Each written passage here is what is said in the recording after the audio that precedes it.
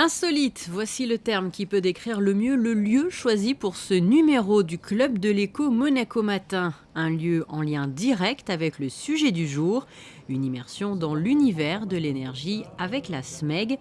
Et ce rendez-vous avait lieu du côté du 3e poste source. Alors c'est un jargon, un poste source. C'est en fait un des centres névralgiques qui sera mis en exploitation en 2017 et qui assurera la sécurité d'approvisionnement de la principauté de Monaco. Donc en fait, on récupère de l'électricité qui est produite en France, qui est acheminée dans cet endroit, qui est très très grand, et qui est ensuite redistribuée à l'ensemble des résidents et professionnels de Monaco. Et en gros, ces installations-là permettront d'alimenter un tiers de la principauté de Monaco. Un rendez-vous interactif au cours duquel les offres écologiques, le label énergie positive ou encore la production et l'achat d'énergie verte de la société ont été présentées. Elles s'inscrivent parmi les actions éco-responsables qui se multiplient sous l'impulsion du souverain et d'une politique environnementale, comme l'a souligné le président du Monaco Economic Board, Michel Dotta. C'est très intéressant de partager avec les différents acteurs de Monaco, que ce soit entreprises ou différentes associations. En fait, ce qu'on voulait faire toucher du doigt, très modestement, c'est dire qu'il y a des enjeux dans le monde qui nous dépassent et qu'il faut d'abord bien les appréhender pour pouvoir trouver des solutions adaptées localement. Et typiquement, il y a quelques éléments clés, un peu chocs, c'est que 25% de l'électricité produite, c'est 25% d'émissions de CO2.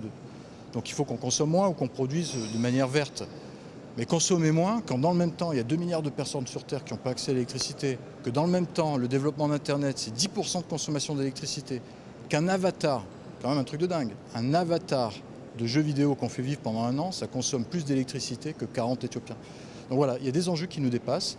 Toujours se rappeler dans quel monde on évolue pour trouver des solutions les plus adaptées localement. Et donc là, c'était l'occasion d'échanger avec tous les partenaires pour voir concrètement, de manière très opérationnelle, quelles étaient les solutions qu'eux peuvent mettre en place pour, à leur niveau, contribuer à des enjeux qui nous dépassent tous très largement. Et des solutions ont déjà été choisies par plusieurs établissements comme le Grimaldi Forum qui a réduit de 20% en 5 ans sa consommation d'électricité ou des hôtels du groupe Monte Carlo SBM à l'image du Monte Carlo Beach et du Monte Carlo Bay. Des gestes simples sont aussi à la portée des consommateurs comme l'utilisation d'appareils de classe A ou supérieure ou l'utilisation d'un couvercle pendant la cuisson. Il y a une quinzaine de jours, une étude pilote avec le gouvernement qui est très très actif sur ces sujets. On a lancé une étude effectivement avec un laboratoire du CNRS pour voir comment le seul fait de bien comprendre et connaître en fait nos consommations a une influence sur nos comportements et nous permet de réduire notre facture. Résultat à suivre donc, autre lieu et autre date pour le prochain Club de l'écho.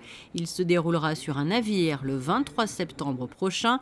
Le Club de l'écho qui travaille aussi activement sur ces trophées. Ils seront remis fin novembre aux lauréats.